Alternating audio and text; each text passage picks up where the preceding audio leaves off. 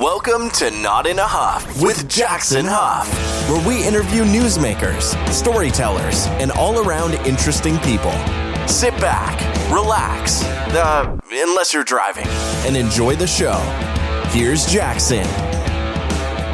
Hello. I am Jackson Huff. This is Not in a Huff. Thanks so much for joining me. As always, really appreciate it. This week I'm interviewing Shanny Payton. Now, Shanny has quite the story to tell. It's back in the realm of growing up in a cult.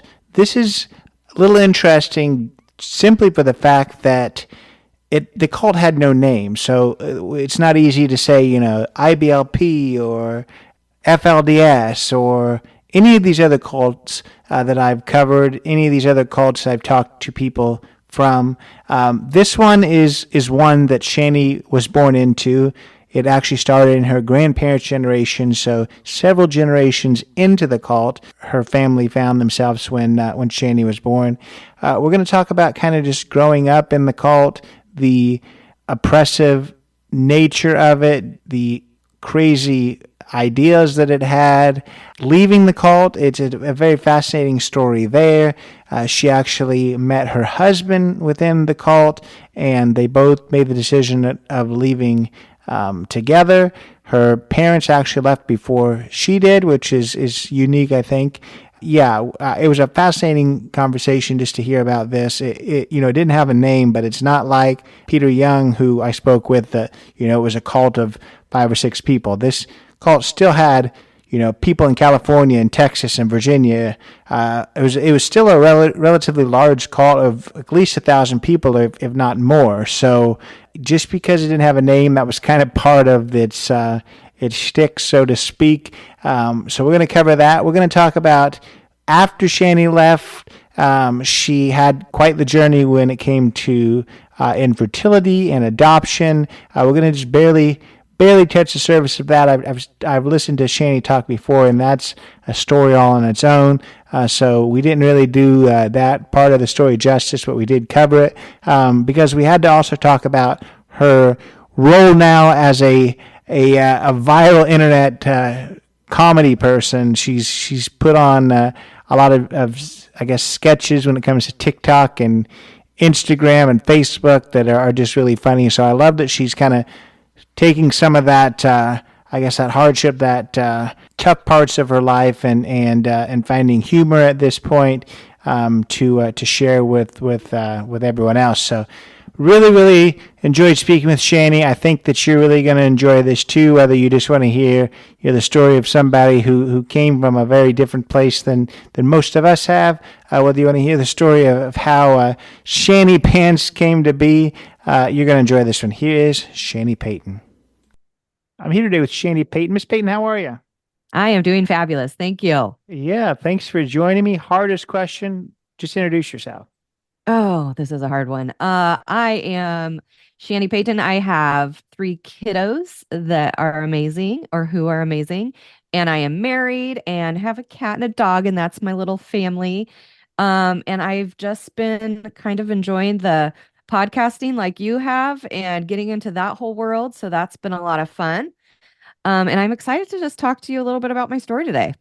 No, I'm excited to talk to you. I've listened to you on several other podcasts. There's so many different kind of avenues that we can talk about. Of course, we're going to talk a lot about kind of the cult, the group that you grew up in. You've got more to your story when it comes to adoption. You've adopted some children, and there was quite the story, at least in the early days with that. So I've talked to a lot of people in the cult world, and I've actually talked to some people that ran some national adoption organizations too. So we've dove into both worlds before. We'll try to kind of talk about both, but let's kind of start with that group that you grew up in. It's not one that has a name. I did talk to one guy in the past like this that it wasn't named, which is always interesting to me. But I want you now just to kind of, maybe this is the hardest question, just summarize exactly what this group was, and then we're going to dive deeper into I guess individual questions. All right, perfect. Yes, the group was, like you mentioned, it did not have a name, and the purpose for that was what we were always told is that we were just meeting in the name of the Lord and we shouldn't have a name and we didn't need a name. And I think that the group, it started in my grandparents' generation, and I think it started out innocently enough where they just did want to separate themselves from denominations and kind of started as more like just a Bible study in homes. So I think it started out, pretty innocent. And then it sounds like in the late 70s is when the leader that I grew up under kind of took over and it turned into more of a controlled group situation, a lot of fear-based things. And I was born in the early 80s, and then I grew up under that. I did not get out until I was 31. So I was married. We adopted our first child while we were still in the cult. And as far as like what the cult was, it was based on Christianity, Bible believing group, very conservative, but we had a lot of rules and restrictions like the women in long dresses, no cutting hair, no piercings, no, nail polish, tattoos, anything like that. We had long hair that we couldn't cut. So kind of those main things you see when you get into these kind of groups, as far as like what you can see visibly. And then we just, we weren't allowed to have or do participate in any extracurricular activities. So like as kids, we weren't allowed to do sports or, theater, anything like that. So that was my husband's a very athletic person. That was always really hard for him as a kid. He grew up in the same cult. And so yeah, so a lot of restrictions, a really confusing way to grow up. My family tended to be a little bit of a rebellious family. I don't think either one of my parents ever felt completely like we belonged, and yet their families were a part of it. And when you're in a group like this, your whole life is the group. So you don't really have friends outside of the group or family outside of the group. It's just whoever is in that group. So I think it just was a really hard thing to just up and leave. So I feel like, my parents were in a really hard place with that. They luckily now are out as well. So that's good for me. My husband still has family that is in, unfortunately. And so our relationships are a little bit strained, or very strained with that side of things, unfortunately. But yeah, so it was just a lot of rules and regulation and growing up under that. So not a lot of freedom, not a lot of free choice or really learning anything on your own because you were just told what to do. So I was the perfect little follower and people pleaser until pretty recently, really. So you get the fun side of me now. Yeah, and we're going to talk just about how fun you became later, but I want to I'm going to ask you obviously about growing up in a second, but I want to set the scene about this group. So where was it located when you were a kid? About how many people were in it? Let's kind of just talk about that. So I am and always have been up in Northern California. And so we called our groups assemblies. So we would have different assemblies spread throughout the country. And so we were called the Sacramento Assembly because that was the closest, like, I don't know, big city where we were close to. So there was probably about 100 to 150 in our assembly people. And then we weren't allowed to celebrate any holidays. So during holidays, we would have a couple times a year, we called them camps, and we would meet here in California, down in Central California, and we rented like an entire fairgrounds area. And everyone would come from all the assemblies or any assembly anyone who wanted to come basically could come. And so that was when there's like 1,000 people. And so this was when you were looking for your future partner in life because these were your only options. You didn't really have a lot of options. So you would get away from the few hundred that you lived with every day and get to open up your eyes a little bit and have some more options there. So that was a couple times a year, so we were able to meet more people that way. But otherwise it was pretty much we did Wednesday night, Friday nights, and Sundays all together in our assembly here locally. So you've got California. I've listened to other episodes. So there's Texas. Yes. Where else? Yes. where else was these Uh, groups? so Virginia was a big one. Missouri, there was some. Texas, Oklahoma, Newfoundland, we had some. Hmm. Mexico, um, Texas was a really big one. I think that's all the states where we were. And you really weren't like, I mean, it's not like you were allowed, but you definitely wouldn't have moved away from an assembly. You would always, if for some reason you had to move for work or anything, you would make sure you were close to another assembly because you Hmm. had to be in one of the assemblies as far as you wouldn't just up and leave and go to a new state or new area without Yeah. making sure that they were there. Yeah.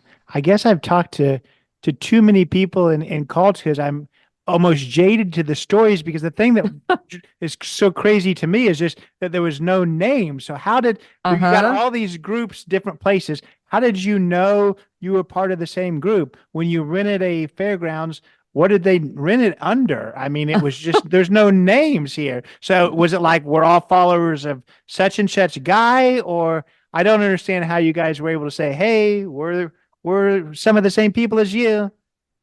Well, I don't think it started that way. I think what happened is back in the beginning, you had people maybe, that moved from here to Texas and so it slowly kind of happened to where you had these smaller groups. And then some, like I know Missouri was a really small one. And so I think they actually had people like maybe like and I don't know how they met us, but it was very small and they actually had new families that joined, which was very rare. Most of our congregation was people that are born into it because you would have to be pretty crazy to join it. So, but I mean, we had many. I had one of my podcasts who actually joined, and so I got to ask him all the questions like, why? Why did you join? Mm. But yeah, so most was just like families already in. So as far as how it spread like that, that's a great question, and I'm not exactly sure. But we knew each other. Like once I was born, you already knew we had all these assemblies. You knew each other, and there were people that joined. Because you've talked to a lot of cult people. It's what they do. It's how they get you in. And we to the outside world, we were just sweet people. We were like these nice family oriented people, and and they didn't know how special we really were. But we seemed like nice people until you saw, heard of us walking through the mall and you're a little bit frightened, like, what's going on? Mm. There's a sale on denim. Mm. Yeah. Yeah, again, would just I think kind of jaded to these cults, and that is, I because I've listened to you talk about how there's not a lot of people that joined because Mhm. there was some, I guess, some crazy ideas, but again, some of these cults that I've talked to they've got some really outlandish ideals and some that truly, I guess criminal activities, Mhm. sexual abuse and a lot of really, really terrible things. But at the same time, a lot of them had no trouble just herding in the masses and continuing to get people to join. So I do find that interesting. Mhm. Was that not kind of a core tenet of the group to try to get more and more people, and that's why not as many people join? Did you guys just not know how to make a good first impression, or how weren't you able to grow this thing? I think ultimately it was that if because we did have people that would visit, like come to a meeting. We didn't call it church because churches were bad, but we called a meeting. So we would have people that would come to meeting, but it was kind of like a one and done type thing. The couple that did stick around that I'm thinking of right now were some younger teenaged girls, and all of them had pretty significant trauma going on in their home life. And so I think it felt like a very safe place. There were, obviously many of us that were very nice humans, we weren't bad people necessarily. And so we could kind of be that safe place for people. So we got a lot of those coming in, like kind of like people that needed help type people. And there were like I know in Texas, I have a friend and her family joined.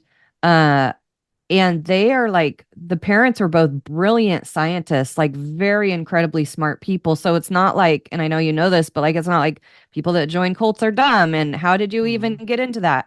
It happens all the time. And, Mhm. that's why I speak about it. It's scary how easily it can happen. And so the reason I think that probably we didn't draw so many people is we were pretty strange. So if you came to a meeting or maybe two or three, it wouldn't take too long for you to realize, like, oh, I'm out. Like, this is kind of interesting. Like, I don't like how they treat their women, or even you talk about abuse. Like, there's definitely, of course, we believed in spanking and all that, but I can remember meetings where we had to have a conversation about not spanking your children outside, because one of the neighbors, we would meet at like Grange halls and or at people's homes, and one time one of the neighbors called the police because someone's out there beating their child in the parking lot.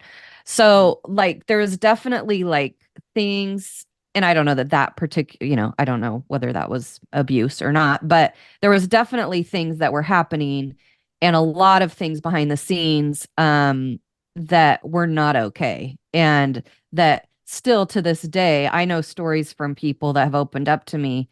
It's absolutely disgusting. And these men are still walking around, some of them still leading, different assemblies of this group. And it's absolutely disgusting because what these guys get away with, it's criminal. It really is. But yeah, so I think it was pretty easy for us not to grow just because we were pretty different. And you know, it, most people maybe have been to a church or have experienced some kind of church life or gone to an event at church, and that's not what we were. We were pretty different, and we talked a little different. We appeared different, obviously, because of how we dressed. But I think any, let's just say, average family, like, or where I'm even at now, if I were to go to a meeting like that now, I would be out so fast. I mean, obviously I have a different background, so I would know, but like even as far as like kids not doing sports or women not allowed to speak, there's so many little things that it's like, oh, wait, what? Like I would never stick around a place like that told me my kids couldn't play little league. So I think it was pretty easy for people to stay away. I had in grammar school, it was a very small town that we grew up in, and I had someone that had me start babysitting her girls for her. And her and my mom became really good friends, which of course ended up being an issue because we weren't supposed to have outside friends. And they really wanted to come to church. There was this wonderful Christian family. She was like on a worship team at their church. So they finally came one day. And like our worship, if we want to call it that, consisted of the red hymnal, sitting in our metal chairs, singing along to the piano. And like after the meeting, she was just like, oh my gosh, because we were like a pretty normal family. So until you would come to this, you would not know like how weird we were. And she was just like, you guys, that is not church. This is not okay. Mm. And it was really weird. But we laugh about it with her now, of course. But at the time, it was like, this is weird, guys. This is not normal. Did you, I mean, because I know that your family and yourself for sure kind of always question things, but like welcoming that family in, did you, I guess, were you proud of them getting to see what you guys were all about, or was there a little bit of like, this is, I know this is a little bit strange. So where were you at that moment when that happened? So embarrassed. We Mm. did not want them to come. It was Mm. more them loved us so much that they're like, "Ah, of course we're gonna go visit your church." Like it was just a normal thing to do. Like this is what we Yeah. do. And we're like, no, we don't. We actually don't do that. So no, mortified, absolutely mortified. It was pretty bad. It was, yeah, like I said, we can laugh about it now, but no, at the time it was so awkward and just like, and I was very like, I had a very insecure personality, and I would get so embarrassed. I mean, I was embarrassed how I had to dress and everything, but that was a big embarrassment. That was too much. Yeah. Yeah. And I guess I want to ask you just w- for the typical girl growing up in this Mhm. group, and I know that your family was a little bit different. They weren't quite as strict as some other families. So I guess the average girl growing up in this group, talk about what that was like. Yeah, it was very demeaning. We basically grew up as far as like how we had to dress. We were always told it was because it was a modesty thing and women are not to wear men's clothing and, all the verses that they use to justify that. But women definitely were below men and were so if you got in trouble, which we did a lot, our family, they would have men's meetings. And so women were never involved with any decisions. Nothing. And so if like let's say I'm 16 and I wear a skirt that's too tight, there would be a men's meeting and my dad would have to go and or your husband if once you're married, and they would have to have a conversation about what to do about the situation. So there was that, but I think the biggest harm that it did to little girls and women growing up was it made us, in some ways it kind of gave us power that I don't think they planned on that, but they basically made us feel like anything we wore or did could cause men to sin. And so it was up to us, this 9-year-old girl to dress appropriately to not make these disgusting perverts like what we were wearing too much. So it was a really fine line. And looking back, like I have two daughters now that are 10 and 12. And it absolutely mortifies me that that was how I was raised. And it took me a long time to understand that that was traumatic. It seems like, oh, I wasn't abused. It was fine. And like, but it was, it's something that I still fight with today. And it was a very traumatic thing. And growing up, and my sister and I were just talking about this. We always, top of my thoughts from a childhood was I wanted to be a boy. We just wanted to be boys because they had it so much easier. They still didn't have a great life, but a lot easier than we did. And like, for instance, on a Friday nights were like our fun nights. And so usually it would be at someone's house. And so everyone would bring snacks and you would just hang out and visit. And the guys would usually like play basketball. So here's all of us girls, and this is my entire life, Friday nights.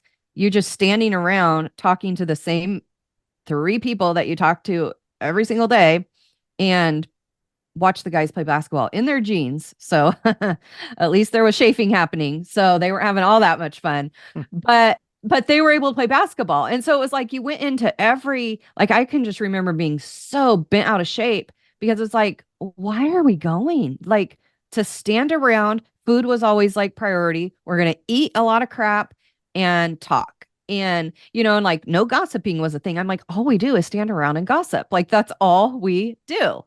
But it was very frustrating as a girl child to be raised that way. And again, looking back at it and having daughters myself now, it makes me absolutely sick that girls are raised that way and still are today in so many different groups. But it's absolutely disgusting. And I think it, just like other groups as well, like this, it's a perfect hiding place for pedophiles and disgusting men to hang out and live. A lot of them, like you said, criminal activity going on and getting away with it because they're protected by these other perverts, basically. It's disgusting. No, absolutely, for sure. And I want to ask you just about what did the group look at the outside world as, the people that weren't part of this group as people that needed saved and, for them, or did they look at them as, this everyone else is evil, or what did the outside world look like to the group? Yes. Everyone did need to be saved, of course, because we were the only ones doing it right. But at the same time, you did not want your lives to mingle with them at all. So unless they were coming to meetings like regularly, you're not going to be friends with this person. But we would do like outreach things. The one of the most embarrassing things we did was we would go down, this is of course many years ago, to the airport during Thanksgiving, which is the busiest travel season of all time. So you've got, millions of people here and there and everywhere, Sacramento airport, stressed, trying to collect their kids and their things. And there would be a group of probably 60 to 80 of us, all in our long denim skirts and jeans, guys. And we would just stand in the airport, like near like the baggage claim, if I remember correctly, and sing hymns. And like that was our way of like helping people. And that I know of, no one just was like, wow, I want to go to your church, you know? So those were like our outreach things. So that was us like saving the world. But it was really uh much more internal, you know, when they talk about like giving to your fellow neighbor or loving your neighbor, like these type of verses, they would use those verses, but they really meant it within our group. Like you wouldn't want to give to someone just because, like there has to be a reason and it needs to be within the group. And so it's really sad like how much we would say, "Oh yeah, we're outreach and we're trying to save everyone or you know, help people go to heaven." But at the same time it was like so the opposite. Like we were not giving people. We were very much giving if it was within our group and that's it. And so such a narrow point of view as far as like the world as a whole and the many different things that we can, you know, be helpful with or be a participant in, you know, in life. Yeah, yeah. So if somebody did join, let's talk about kind of the teachings. I just wonder because I know, teachings have to shift when new things happen. That's kind of what cults do. They change their teachings to fit what they want their followers to do. So I just wonder, how are these teachings passed down? Is it a group think? Is it these men's groups that are coming up with it? Is there some singular person who was kind of dictating all of the teachings, or what did that look like? It was definitely like groupthink, but it was there was one person um through my years of growing up that was basically in charge. And most of the time, I think he moved to our area. I was probably like 15, 16-ish. So up until that point, he had lived in either the Texas or Virginia assemblies. And so we had our own local leader who's like and like main guy is in charge of local leaders. And so we had our local leader here who was we thought pretty terrible until the new guy came and or the main guy came and we're like, wait, why do we get him at our assembly? Because we liked him better not here. And at the beginning it was like exciting and fun because it's like, oh my gosh, he's gonna be, you know, over us and he's the main guy. So this is exciting. And that's just another form of like, to me, like we're worshiping this person. Here we talk about it's only God. We don't worship idols or blah, blah, blah. And yet we worshiped this person. He was in charge and we knew it. And like before he moved to our area, I remember whenever he'd come to town to our assembly to speak, we would all be like, oh my gosh, like it was such a big deal for him to come to town. So it was definitely one in charge and then kind of the rest below. And I mean, I don't ever remember it being like framed that way, but that's how it was. I'm Hmm. sure they wouldn't say that, but it is definitely how it was, is follow the leader.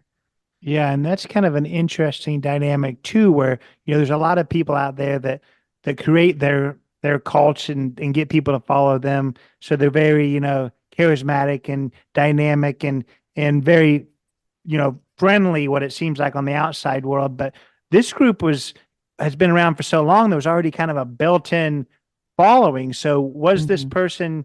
Were they, a charismatic type person? They wouldn't even necessarily have to be. They would just need to take charge. There's already a group.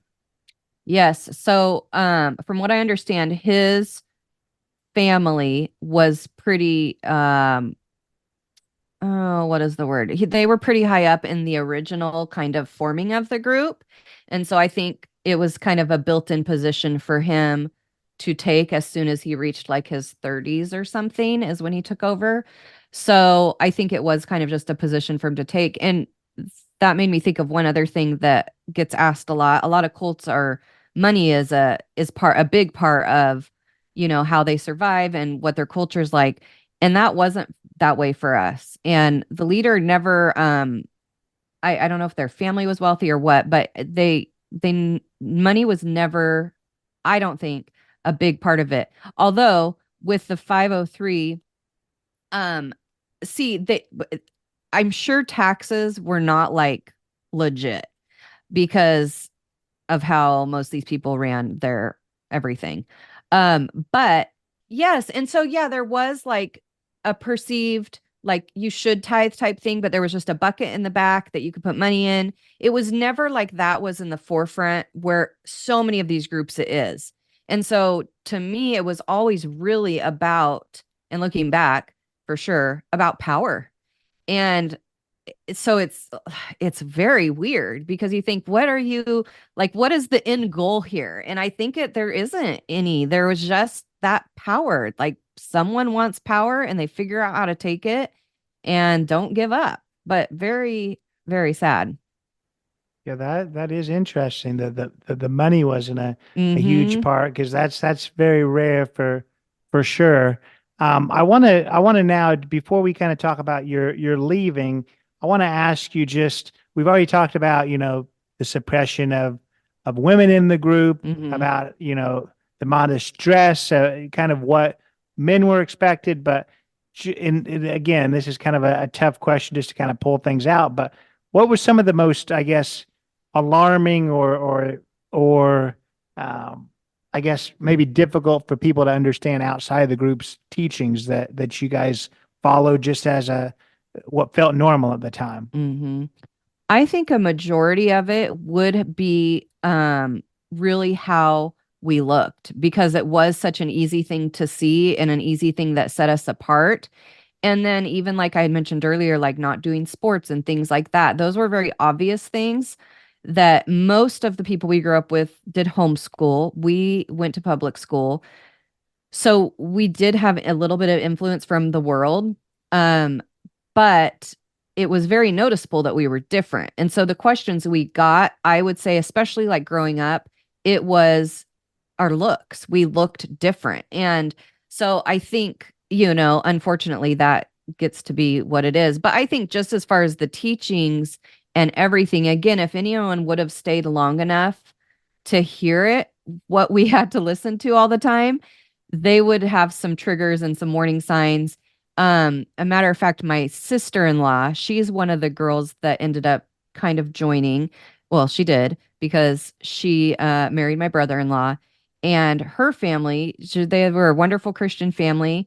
And then she meets this guy and starts a relationship with him. And there was very few outsiders. So for all of us, it was just like, oh my gosh, like, how do we handle this? Oh my gosh, she's wearing pants. When is she going to start wearing skirts? Like, it was a big deal because she's not doing everything right. And it ended up being a really sad situation because her family came to meetings, like just to check us out and say, and they immediately were like, this is a cult. This is not right. This is not Christianity. They knew. And she ended up staying and she got married. And now my understanding is she has a pretty good relationship with her family, but it was really hard for a while because they knew. They're like, no, this isn't church. This isn't how things work. And so I think any person that would stay long enough would see that. And again, I think the bad things that happened, the more criminal things that happened, were very well hidden. So people couldn't accuse really of anything like that because they were very well hidden. So, yeah. Yeah, yeah. I want to I guess I want to ask you about your husband too, because Hmm. he's part of your leaving journey, and that Yep. is you met him in the cult. I think you met him at one of these assemblies, maybe at a Yes. fairgrounds when you were young. You had to marry within the group. Talk about kind of meeting him, and then we'll quickly get you guys out of the place. Yes, yes. We actually knew each other our whole lives because you knew everyone from going to camps and everything. Our grandparents were friends, our parents were friends. You kind of just always knew everyone. So, but he moved up to the Sacramento Assembly when he was in sixth grade.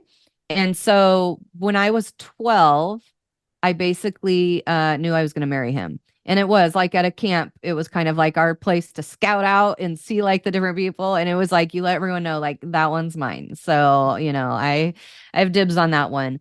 And it wasn't necessarily arranged marriages, but because our options were so limited, most people did get married very young and or like me knew who you were going to marry very young. And we didn't do dating or anything like that. It was just like being at meetings and like sitting off a little bit to try to have a private conversation. We didn't believe in dating or anything like that. So there was no even like courtship or, nothing really to call that. So that started when I was 12, which again, I have a 12-year-old daughter right now, and I'm like, oh my God. Like, I cannot imagine if she had anything in her mind like I did at 12 years old, I would die because I'm like, I was like, it just, it's awful. It's awful. And I think, we were just groomed that way though. You get married, you have babies, and you go to meeting. That's your life. Like, it's just Groundhog Day all the time. And so it wasn't weird to have those thoughts because that's just how we were raised to do it. It was just what we did. So yeah, so we got married when I was 19. So I was engaged in high school and I went to public school. So all my friends were like, first of all, we don't even know if he exists because we never see him because it's not like we were going to football games or anything like everyone else. And so I remember I brought my ring to school to show them because they wouldn't believe me. And then they believed me. So we got married a little bit older for most from our group. I was 19. I waited a full year after high school.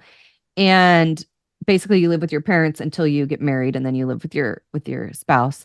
So we both did that, got married at 19, and everyone's invited to the wedding. You don't have invite list. It's just whoever wants to come. So I had like 600 people at my wedding.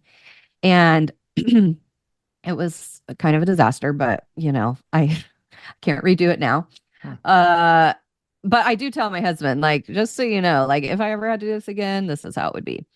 But yeah, so it was interesting. And then we got thrown into marriage and we really had no preparation for marriage. And when you go from living under your parents' authority and then suddenly you're under another person's authority and someone who doesn't know how to be authority because they've never been taught anything like that, it was a lot of chaos and a lot of figuring shit out and like what do we don't know what to do. There was no like premarital counseling, nothing. It was just, okay, you're cool, you're old enough to be married, let's marry you off. So it was really, really, really hard. And everyone, if the married people, it's like the first year is the worst, then you'll be fine. So I'm like, okay, we can do this. Okay, the first year's worse. It's gonna get better. And we were or we still are, but we're best friends. So we always enjoyed being together. And so I think honestly, that's kind of what held us together for so long is we were friends. We were just really good friends. But it was tough. It was not easy at all to be thrown into a relationship, basically.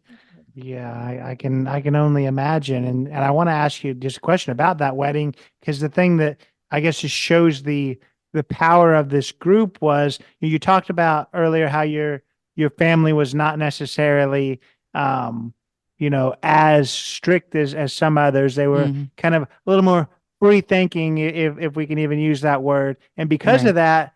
I believe your own father wasn't even really allowed to speak at your wedding. I don't know whether they were worried what he was going to say, but that's the case, correct? Yes, he didn't speak at my wedding. And we actually had to fight kind of hard. Yes, because we were a little rebellious. So we even got taken away. Like, so we would have Friday nights, I had said we have gatherings where you'd meet at people's houses. Our house got taken off of rotation or the list or whatever mostly because my dad couldn't keep my sister and me in line. And so yeah, but that's kind of the type of thing. But then our leader at the time when we got married, I did not want him speaking at our wedding. And so we fought pretty hard to get a friend's dad who I like really liked and respected to speak.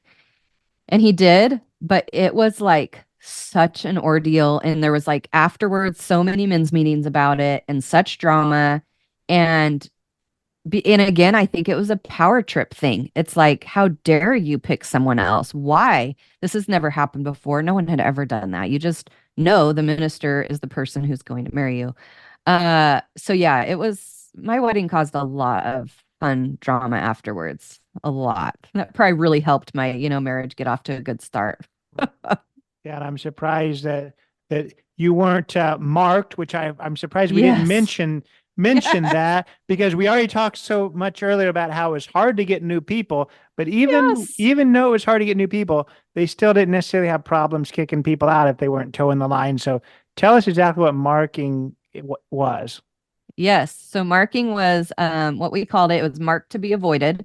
Mm. So if you ever did anything, or it really came down to more like big sins or not taking what the minister has to say, like if there's a situation and you disagree with them, that's where it would come down to. And in the 80s, a bunch of my dad's family was marked.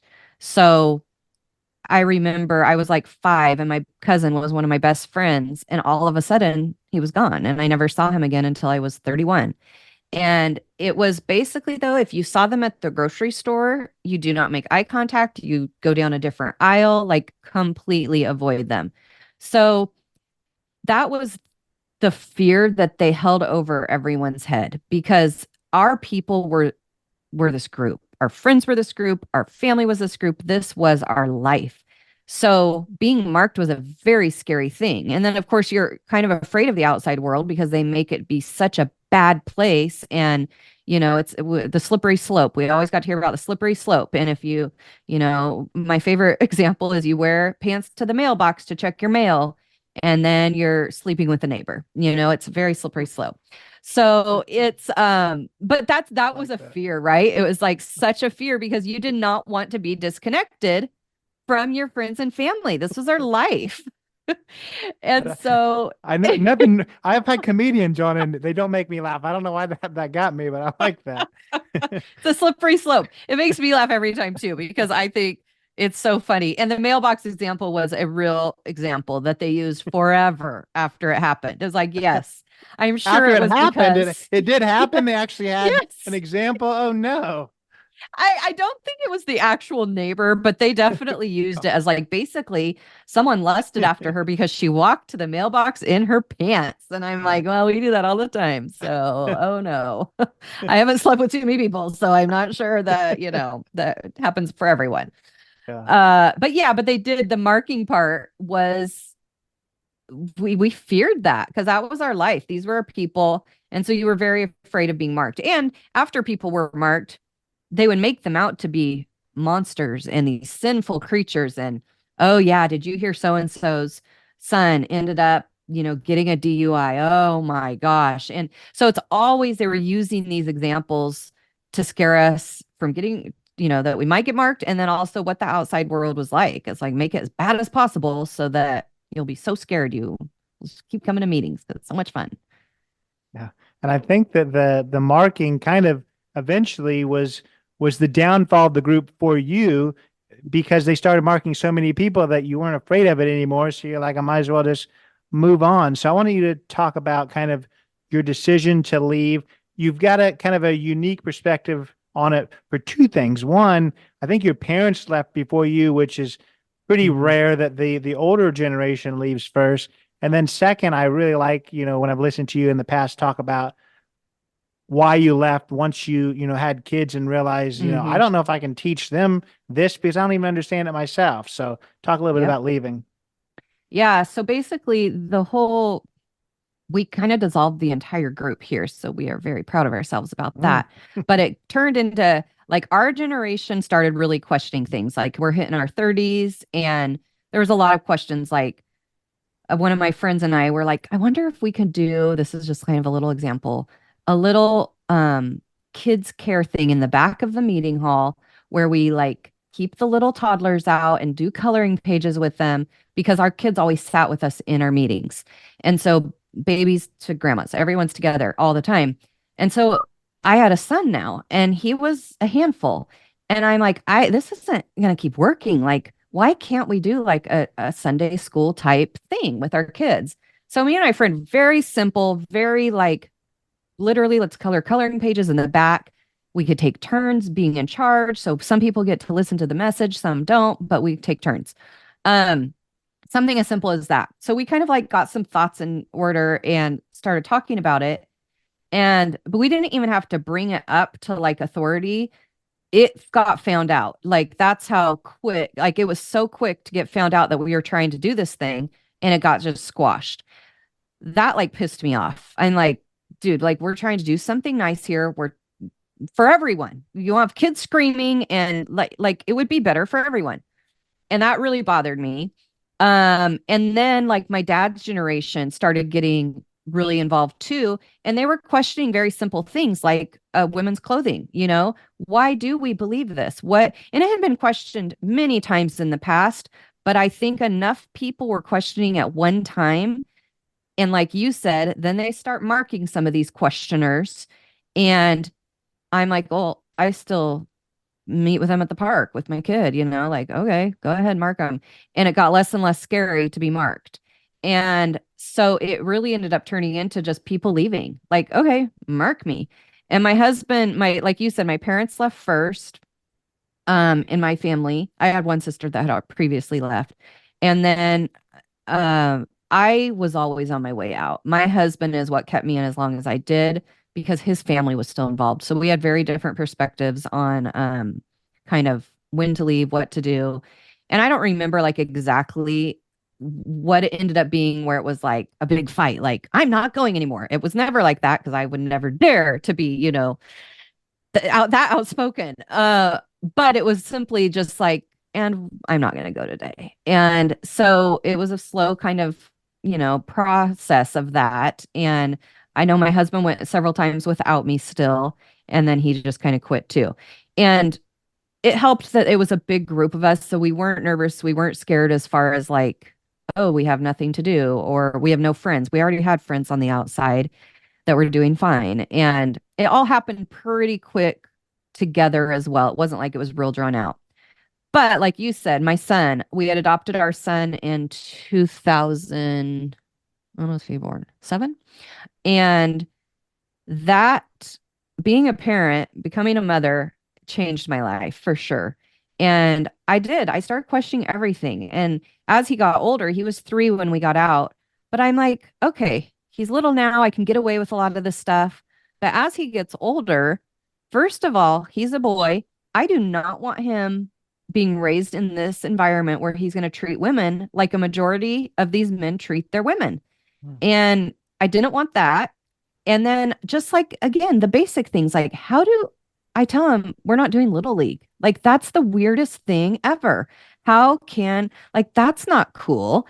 And so it just kind of became all these things in my mind of like, I'm going to be raising my child lying to him, basically.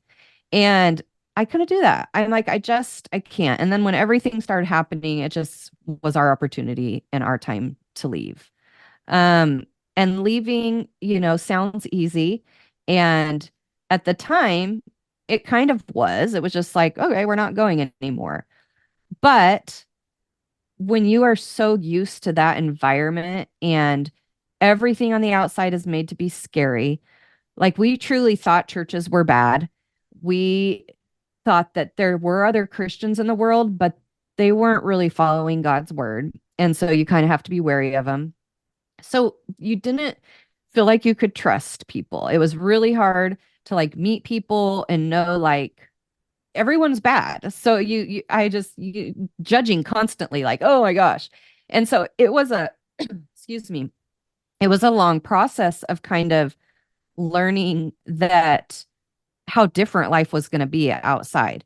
And it really hasn't been until the last like 4 years that I have really been digging in my heels and doing the healing side of things because yes, we got out and life moved on, but it not like it should. We never did the healing that we needed to do to fully move forward. And I'm sure I'll be doing it for the rest of my life. But it's been really important to me to learn a lot of these things and kind of deconstruct what I was raised with. And for me, again, it's about being a parent. Like I want to do better for my kids and I want to be better for them. So that's kind of what it comes down to. And recovery is a lot of work from anything.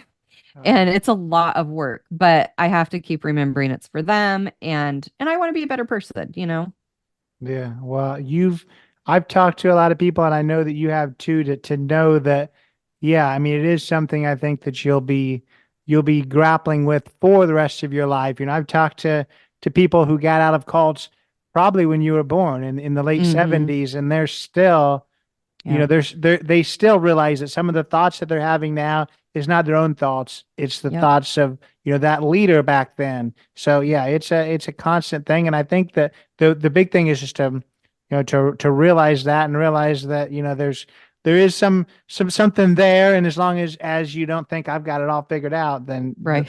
that's when you have trouble. But Yep. your husband, you said that it took him a little longer because of his family.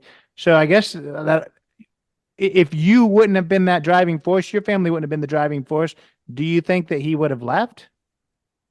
I think eventually he would have. I just think it would have taken a lot longer because he had an interesting relationship with his parents, and I mean it still is interesting, but I think it would have taken a lot longer. He wasn't connected to them like you would imagine is the reason he wanted to stay. I think it was just his internal like duty to be right, the good son and to do the right thing.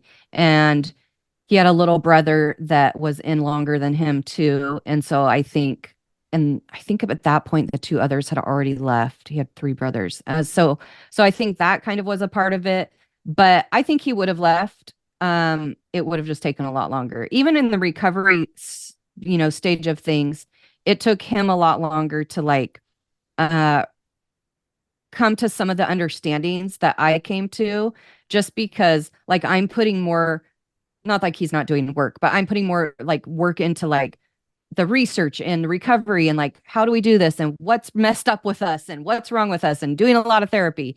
And so he's been a little bit behind me, but just I guess just not because he hasn't dove into it as much as I has. Like he's in agreement with me on everything now, but I just think it would have taken him a little bit longer to get out. But his parents are still in, and they do talk to us. It's just a interesting conversation. It's different for sure. Yeah. Yeah, I just I want to know your perspective on this because I've talked to people who was in a cult, they left, then they got married, and the good parts of that, the person that they married was outside of it, and it wasn't two people trying to work on it at the same time, but at the same time they didn't that their spouse there was arguments because they didn't really know how to deal with all of the issues because they weren't part of the cult. So you Right. were, you married somebody who also was from that group. You both left at the same time together. Did you find that easier because you both kind of knew where each other was coming from? Maybe harder because you're both dealing with your own demons from that same Mhm. area, or where do you think that stands for you? I think I don't know whether it'd be easier or harder because I don't know the other side, but it was definitely hard because I think we both, like you said, were dealing with our own demons and we were never taught. And at that point, I don't know, we'd probably been married 7 years or so, but we were never taught good relationship skills. So we had no communication skills, no good, really general relationship skills at all.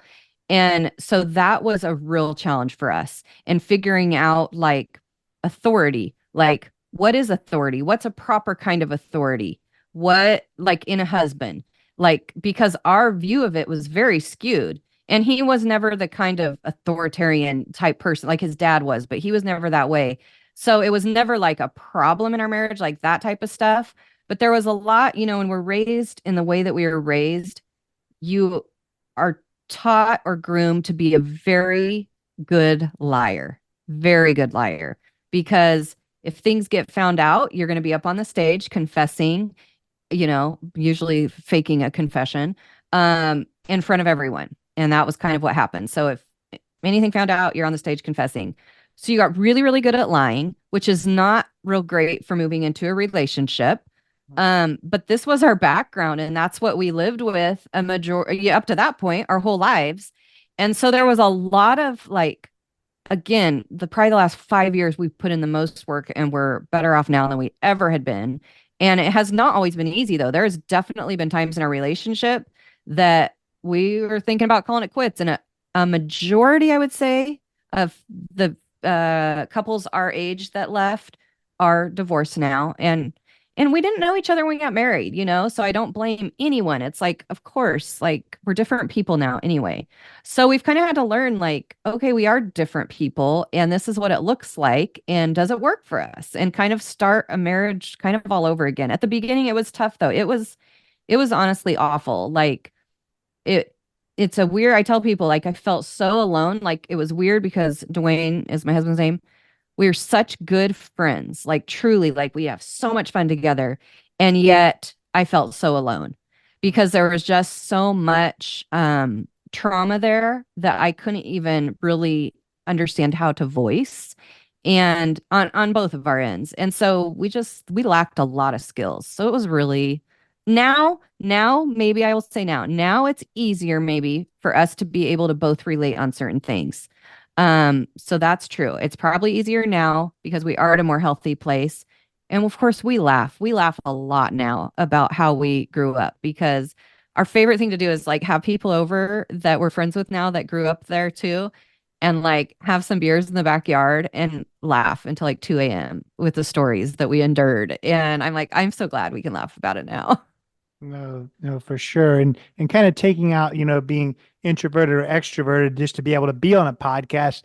Do you think your husband is at a place in kind of his journey that he would be able to have the conversation we're having, that introspective conversation to realize all the problems? It sounds like he can when it comes to other people that were in the group, but is he at that same place as you when it comes to being able to talk about it like you're talking about it? No, he is like, he would be mortified. He's not a be on the stage kind of person. He would rather, like, he could sit back and listen to this conversation and be laughing and doing all, but he would not. Was I in a cult? Tried really hard to get him to come, which they haven't given up. We might do it again someday, but he just has no interest in it. He's not like I'm like, oh yay, someone wants me to talk. And I just did a comedy class down in Sacramento. And so I got to do stand-up comedy, which was like so much fun. But my husband, he's just like, I literally cannot believe that you do that. Like that blows my mind. He just no, he's great at like he deals with clients all day, customers, but he has no interest in this whole thing, which is Yeah. very sad. But Yeah. yeah, I'm the Well, talker of the group. well, I'm glad you're here to share the story for sure. And Yes. I wonder just now when it comes to your parenting, do you think that this is, I guess, helped or hurt that? I could see that, because you grew up in such a world that was so rigid, that maybe you're the kind of parent that would realize that some of these little things don't matter as much as some parents Mm. want it to be exactly what people wear, exactly what they do. But at the other side of things, I could see being very, very concerned about not being rigid, and then the wheels fall off too. So do you think it's helping you or hurting you?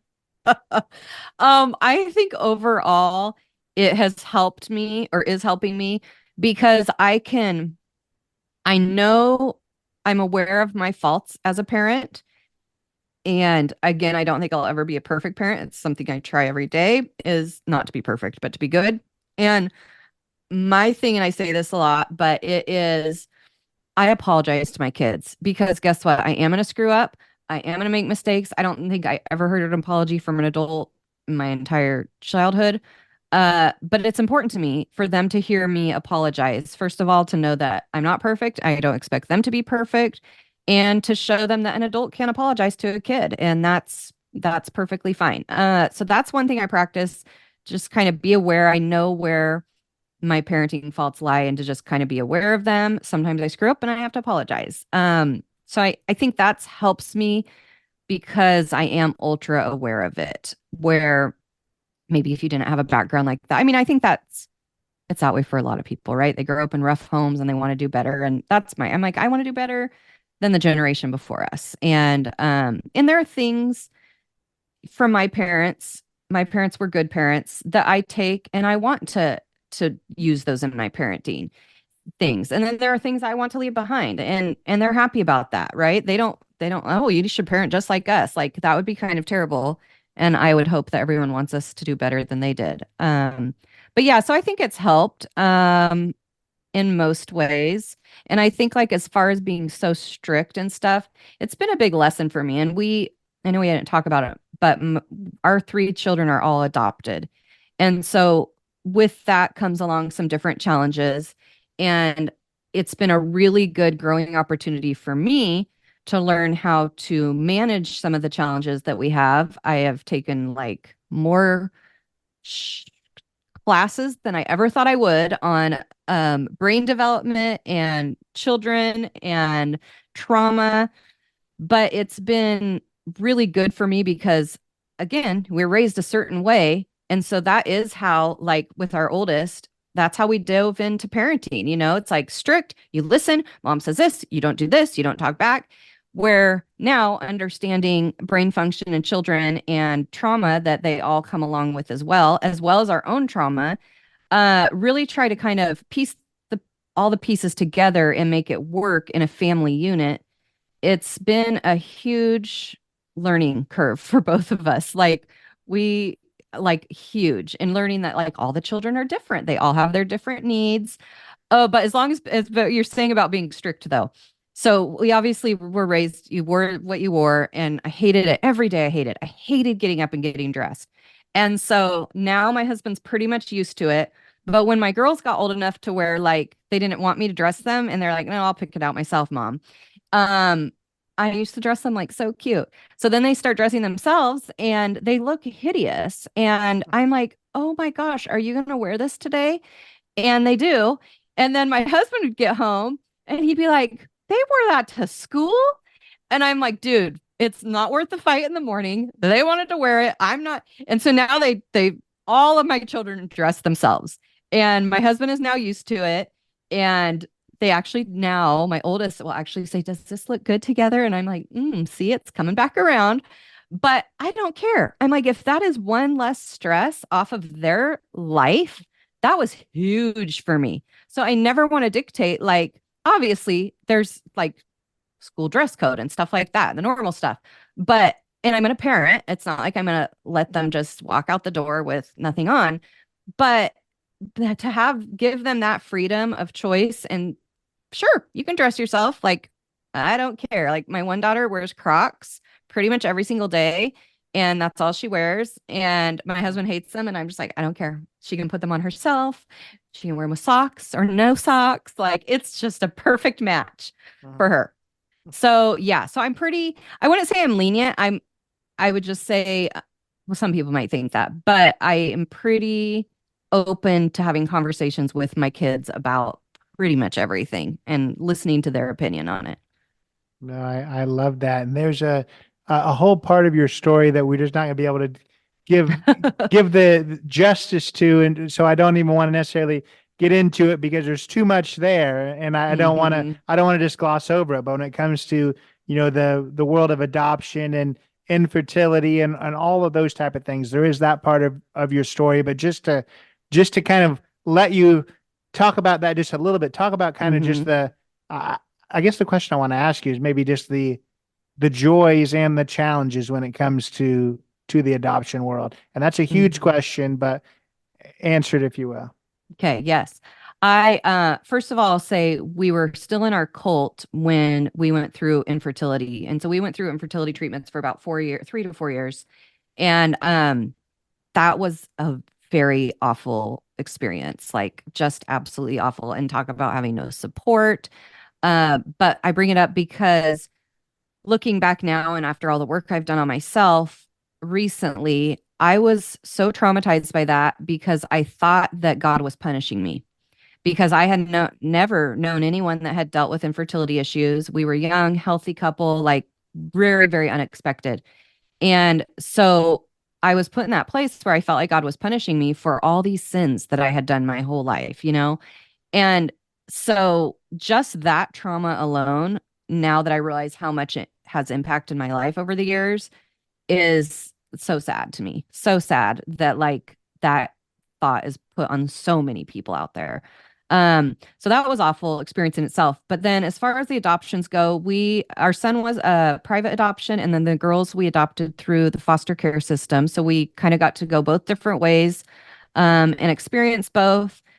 And to make it real fast, adoption is amazing because it made me a parent and a mother. And I will forever be grateful to the women who have given birth to my children and got them to the place where we were able to, move on and taking care of them. And at the same time, it is the worst because it is such a journey. It's very stressful. There's a lot that goes into it. Um, and the saddest thing is like these are little kids' lives involved with these situations. And so it's not like, you could relate it. I'm an animal person. So I could relate it to like a puppy adoption, but it's completely different, right? It's like these are children, these are humans, and unfortunately, the systems that our country deals with, they do the best they can. I really do believe they do. Like I met so many amazing people throughout the processes of each adoption. But it's rough. It is really rough and very, very stressful. And two, I think just but worth it. It's been so worth it. And we have lots of challenges in our family, and I'm a big part of that. And we do what we need to do. And I think like the most important thing, someone just asked me on another podcast about like giving advice for people that are adopting or that are thinking about it. And I think educate yourself. Back when we did it the first time, especially, there wasn't much out there. Like I had to go to the library and get books. That's how old I am. But they just educate yourself because there is so much trauma involved on all sides of an adoption situation. And so just educate yourself a lot and be ready for quite the ride because it's a journey, but it's been wonderful. Like now my sister has adopted two nieces, and so that's fun that they have cousins that are also adopted. And it's just been, we've made like some of the coolest friends throughout the process, meeting different people. So it's like a little, micro community of itself in my life. And I'm just so thankful. But I would say find support and really educate yourself because it's a ride. Yeah, that's a huge topic. I've talked to somebody for an hour about it, so I want to make sure that we can cover everything else. So we're going to move past that, and just to wrap up your the side of things, the cult side of things. Hmm. Where is that group at now? I do think that they've developed a name, which if they've done one thing right, I thank the Lord they have a name now. But where's that group now? Is it growing? Is it shrinking? Is it, final nail in the coffin? Where we at? I think so. They're not, from what I understand, they're not growing much, but definitely I feel like they keep shrinking a little bit. The one here in the Sacramento area is dissolved. There's one in San Luis Obispo County in California that is still going strong. And then one very small group down in the LA area in California. I would say the biggest group that's left is in Texas. And so there's Texas Oklahoma group. And as far as that, I don't know who else is left across the country. Oh, there's a Virginia group still. The Virginia group, I think, almost split like in two almost. Um, but yeah. So there's definitely still some. And the leader that I lived under my whole life, his son now runs the one in Texas. And yes, they do have a name now. And yeah, so that's been interesting. And side note, there there was some access because they were recording their messages so that everyone who doesn't get to meet in person is able to see them. And I don't know who would watch it, but and we some insiders got some access to it. So we've had some fun with those videos. And it's also just like I was just having a friend listen to a bit of a video a couple weeks ago, and she's just like, this is how every meeting is. And I'm like, yeah, this is how cool we were. Because it's like a good reminder, like how awful it was. And just like, oh my gosh, I can't believe I sat through that. And one thing, every single day, I am thankful that I'm not raising my children in that. All three of my children, not a single one of them would sit for 2 or 3 hours in a metal chair on a Sunday morning. No way. No way. Very glad. It's got a new leader, so has it gotten stricter? But normally they go one or two ways. They Yeah. open up just a little bit to kind of draw people in, or at least conform to the times just a little bit, or they just keep getting stricter and stricter and scarier and scarier. So Mm. what's it like there? I think that it's gotten more strict, as far as like, well, or maybe stayed the same. I don't know if it's got more strict, but it's definitely stayed the same. But the one area where they have gotten lenient in, and I think they have to, is most everyone that's still apart has family that are not. Hmm. And so they are allowed to see those people.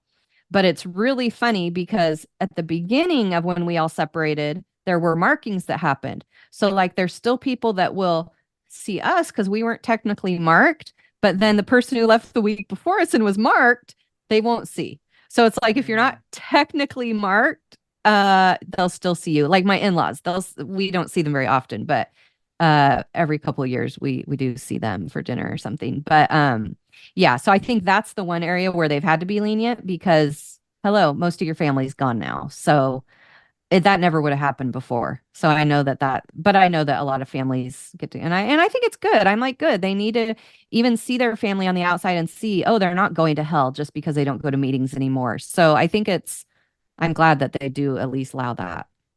But yeah, but I Yeah, don't think it's gotten less strict in any other way.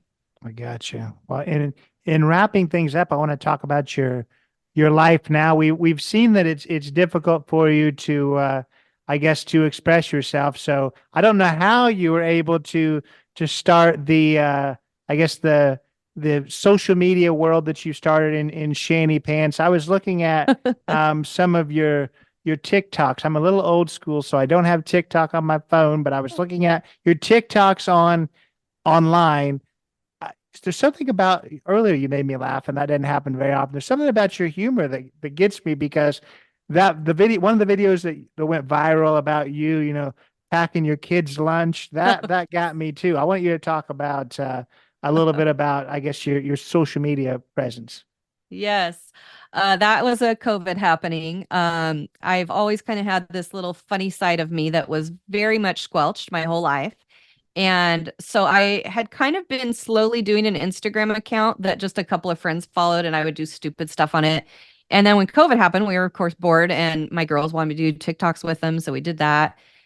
And then I just was doing random things, like whatever I thought was funny because I was home all the time. And so I had a couple videos go viral and I was like, oh, wow, this is cool. And then I kept doing the videos and it turned into what it is today. I don't even know how many followers, but I was last year hacked.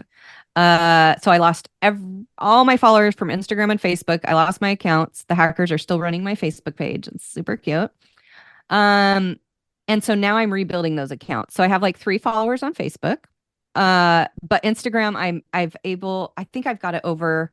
I honestly am not sure, but I've been able to grow the Instagram account again. So it's just a lot of mom funny stuff. But that's one of the things that really propelled actually my healing because I like randomly opened up one day I used to do a lot of lives, but about part of my story about I think it was like infertility. And I had like all these people reaching out to me like, thank you for sharing that. That meant so much. Like this needs to be talked about. And so I started realizing that there's more to my story that I can share. And so I did. I started sharing more and more of it and realized the connection with the other people was really so valuable and important to me. And it really helped me in healing a lot because I realized there's all these other people out there and we're all kind of dealing with some of the same stuff. And so we could be there to kind of support each other. So yeah, it's kind of turned into a thing now. I have a podcast now, which I love because obviously I like to talk to people. So yeah, it's turned in before I was hacked last year, I was going to be able to go full-time Shanny Pants and now I'm not. Now I'm working normal jobs like every other person still, but I still do my social media stuff and I love it. I love it. It's a lot of fun. Yeah, no, absolutely. And just to get people to check it out, I'm going to ask you the question. We talked about how you're kind of a lenient, cool mom, but I don't think you're at the level where you're actually packing White Claws for your kids in their lunch, correct? No, no, no, no. I would probably smack them if they packed a White Claw in their lunch. No, just kidding. That was not for real. Yeah, no White Claws in their lunches. Just I save them all for me. I'm very greedy like that. Yeah. Well, I want to make sure that you can shout out all of your pages, shout out your podcast. it's extra important that you shout out those pages because apparently there's some pages out there that aren't you. I saw your Facebook one, and there's over 100,000 followers, which I'm sure makes you sick. And they're posting just goofy, random, very random stuff on there. So talk about every hour. Yeah. So talk every about hour they post. It's awful. Yes. That. Yeah, it's stupid. So on Instagram, I am now the real Shanny Pants. And on TikTok, I'm official Shanny Pants. And then I have shannypants.com. So you can kind of find all of my actual links from there because there are multiple crazy, people having fun with my name. So shannypants.com, you can find it all. My podcast is the Shanny Pants Show. And so that's all my deets. What are people going to see in the Shanny Pants Show? So this season, surprising, it's all about cults. So towards the beginning, this is my 4th season. The first season really started out interviewing people that had some sort of could relate some way to any parts of my story. So I've had psychologists, child psychologists. I've had doctors. I've had other adoptive parents. I interviewed my son's birth mom. So a lot of that type of stuff. And then, of course, cult survivors. And now it's kind of turning into cult survivors coercive control, that type of relationships. Just because, when you have a podcast, you see what does well and what people want to hear and you get feedback. And that's a hot topic right now for sure. So that's mostly this season. That's what we're dealing with. I get you. It's fun. I like people's stories. Yep. Yeah, for sure. And all of those links will be in the show notes. Really, really appreciate your time. Of course. I appreciate you doing this. This has been so much fun. Absolutely. So that was Shanny Payton. A lot to teach us this week. Of course, I had no idea about this cult. It's not one that you can truly research because it did have a name. It does have one now. I'm not even going to go and research what that name is just because I don't think that it's probably worth the effort. But I learned a lot from Shanny this week. I urge you to check out her social media. As she spoke about, she was on the road to viral stardom and being able to leave her job and do that, and then all of her stuff was hacked and her pages, you may already follow them but not realize they're hacked. They post a bunch of crazy stuff every hour on the hour right now. So urge you to check out her correct pages. The links to those will be in the show notes. So you have those really, really funny stuff out there between kind of funny parenting things, just funny sketches altogether. I think that we could learn a lot about just kind of overcoming and finding ways to laugh at life from Shanny. So enjoy speaking with her. Really appreciate her coming on. Follow along with her. If this is your first time listening or you haven't already, go follow or subscribe to this podcast. Go leave a 5-star review on Apple and on Spotify. Leave a written review on Apple, even more amazing. Go follow on Instagram, Not Enough Podcast, JacksNuff.com, Not Enough Jack Snuff on Facebook. Lots of places to follow along. That way you don't miss future episodes. If cults are your thing, I've had quite a few people in the past on from various worlds, IBLP, FLDS, some micro cults, the Source Family Commune, all kinds of things. I think that there's a lot there, but outside of that, Olympians, gold medalists, true crime, a lot of things there too. So go check out those past episodes. Come back next week for another great episode. Take it away, Chris. This has been Not in a Huff with Jackson Huff. Thank you for listening. Be sure to join us next time where we will interview another amazing guest who is sure to make you laugh or make you think. Or, hey, maybe even both. But until then, keep being awesome.